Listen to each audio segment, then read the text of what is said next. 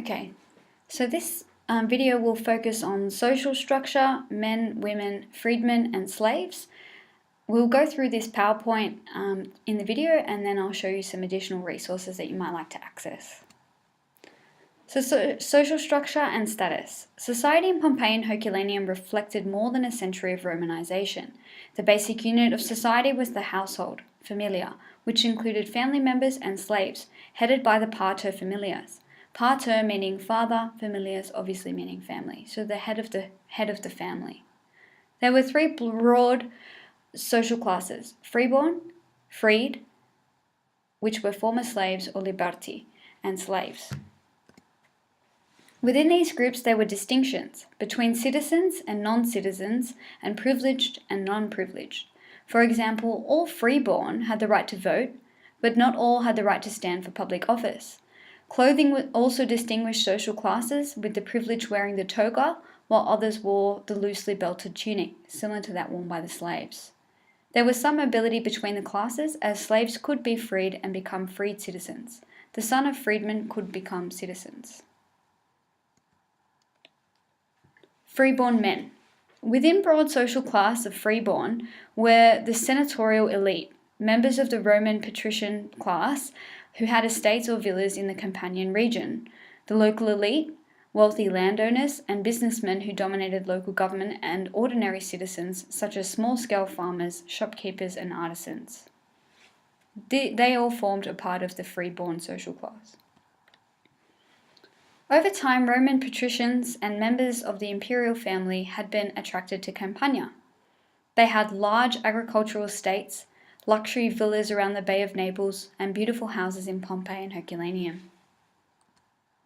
The villa of Papyri in Herculaneum was owned by the father-in-law of Julius Caesar.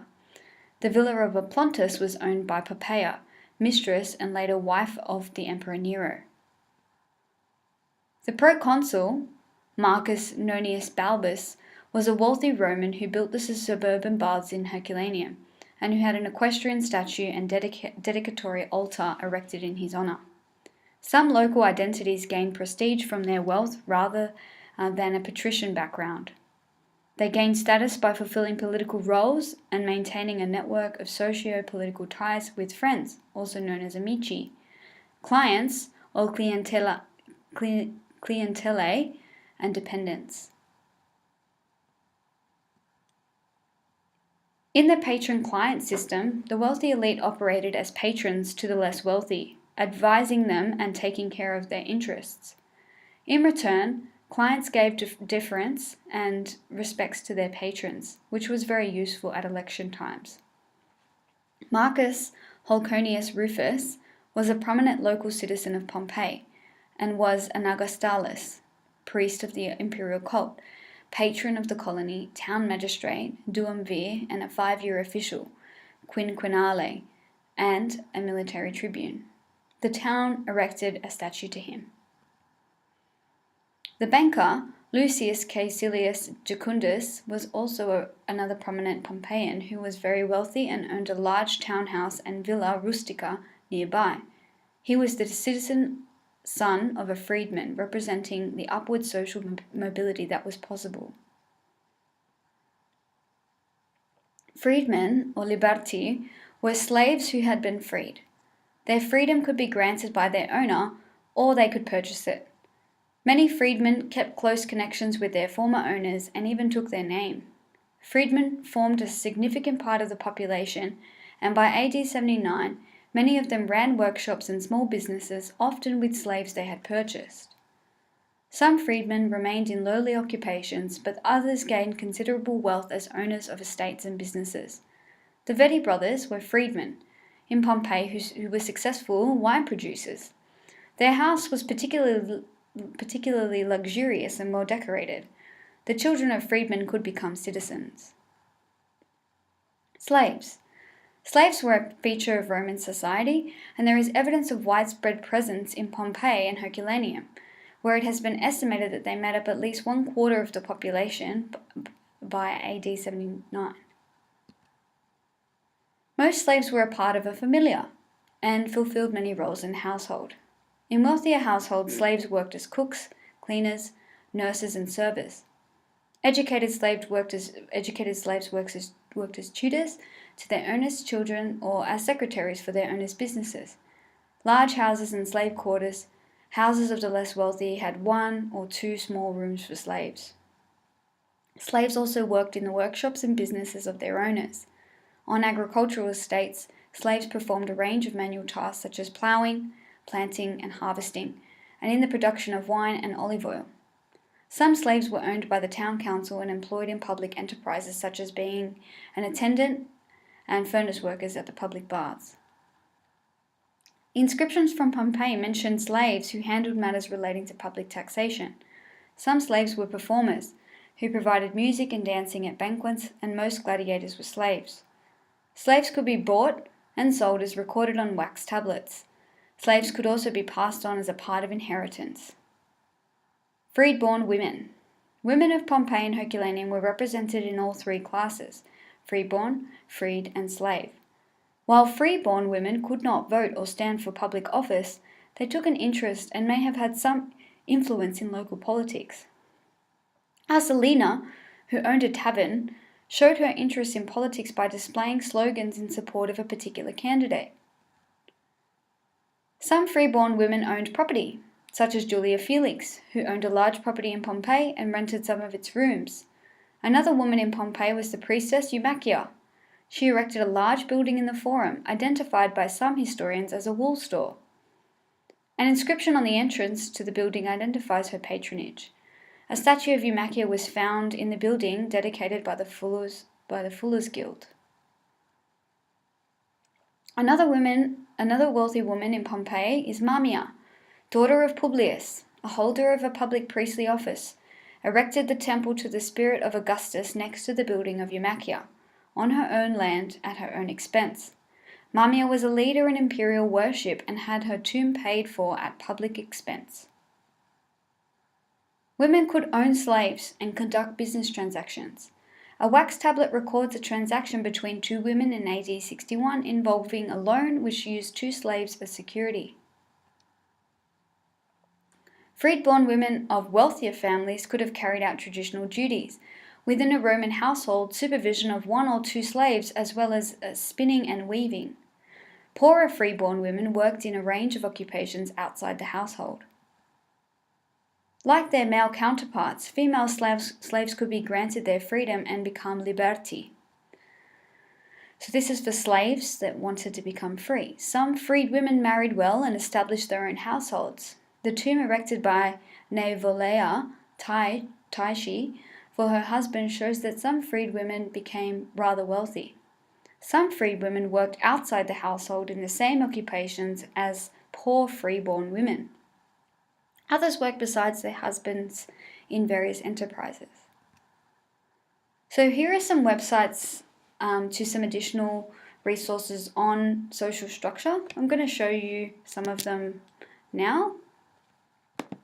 So this is the Vico page that I think is quite useful. You can see here, if you go to schedule, I'm about to put this in your schedule, the link will be here. Keep an eye out. So social structure, men, women, freedmen, and slaves. So the population was approximately 20,000, as we know. Of Pompeii, population of Herculaneum approximately 5,000. So a large population, proportion of the population of servile origin and ethnic diversity. We've got here, this part here, rural slaves were treated harshly, and the evidence we have for that is a prison cell and stocks at the villa of Agrippa, Postumus, Bosco Tricase, an iron block which slaves chained, Villa Regina Boscherole. A hierarchy between slaves, so we had oven stokers lower than dispensator or salaria, so we had different sort of levels of slaves. Female slaves could not marry, and children belonged to their masters or their owners. This is also a inscription, Conviva slave of Vea lived 20 years. We have another one, Heli slave girl lived 4 years, inscribed on her. And this other one was inscribed on a marble plaque on a tomb outside the Nicerian gate. Okay, freedmen. So manumission, a slave could buy freedom or be granted freedom, could assume the master's name. Many freedmen and women became prosperous. Wealthy freedmen, the brother Vedi. So we know that the house of Vedi shows them being wealthy in terms of their wine production. They became increasingly prominent from the Augustan period onwards. After the release, ex-slaves became clients of their patron and retained close connection with their original household. They might still live in the same house and might be buried in the household tomb at their death. Some freedmen and women prompted their patrons' commercial interests. Some of their epitaphs provide intriguing glimpses of the success which they and their families were integrated into. They were Roman citizens after their manumission. They were excluded from reaching the ranks of the governing class, but they could achieve positions of importance and act as benefactors of the community at a lower level. So here are some sources. So this is from the baths, which may have been near the seashore. It's from Pompeii. Inscribed marble plaque, baths of Marcus Crassus Frugi with seawater and baths with fresh water, Ionarius freedman. So it refers there to the fact that he's a freedman and he has established baths. This is an inscription painted on a fish sauce container. It says, "Finest fish sauce by Ambricius Abascantus."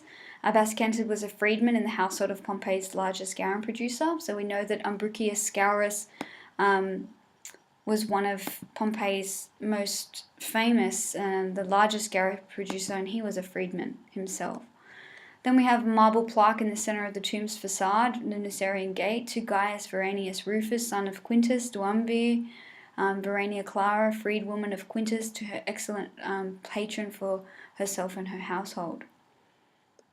Inscribed marble slab, Publius Ancarsulenius, Philadelphus, freedman of Publius, president of Mercury, Ancarsulena, Eulotherius, freedwoman of Publius, the freedwoman. So this was found almost 40 meters from the Villa of Mysteries on the road of Oplontis, 5 meters below the current ground level. Then we've got other prominent members so we know that Ambricius Scaurus was the wealthy garum producer that was the freedman. We've got Caecilius Jucundus, who was a tax farming money lender, renting and selling property. He's the family of Poppaea Sabina, who married Nero. She was an important woman, owned Villa of Oplontis. Her family possibly owned the house of Menander and the house of Golden Cupids. Eumachia, as a woman, we know she was a priestess and a businesswoman, came from a very prominent family and a patron to the Fullers Guild. We know about Julia Felix as another independent wealthy woman. In Herculaneum, Marcus Calatorus had a bronze statue in the theatre indicating his importance. Nonius Balbus 10 statues throughout the town. The richest, most influential family in Herculaneum, possibly owned by the House of the Relief of Telephus, possibly owned the House of the Relief of Telephus. So we've just got some information on that website there. We've also then got this website here where you can see, I guess, the various, this table sort of breaks down the different rights, regulations, what they could do as in their society. And this website here takes you through a few things relating to like readings on their impacts and who they were, etc., if you'd like to have a look at that. Okay, thank you.